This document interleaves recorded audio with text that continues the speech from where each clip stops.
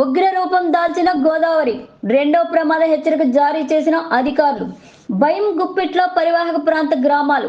అధికారులు అప్రమత్తం చేసిన తెలంగాణ ప్రభుత్వం. భద్రాద్రి కొత్తగూడెం జిల్లా భద్రాచలం వద్ద గోదావరి ఉగ్ర రూపం దాల్చింది. ఎగువన కురుస్తున్న భారీ వర్షాలకు గోదావరికి భారీగా వరద వచ్చి చేరుతుంది.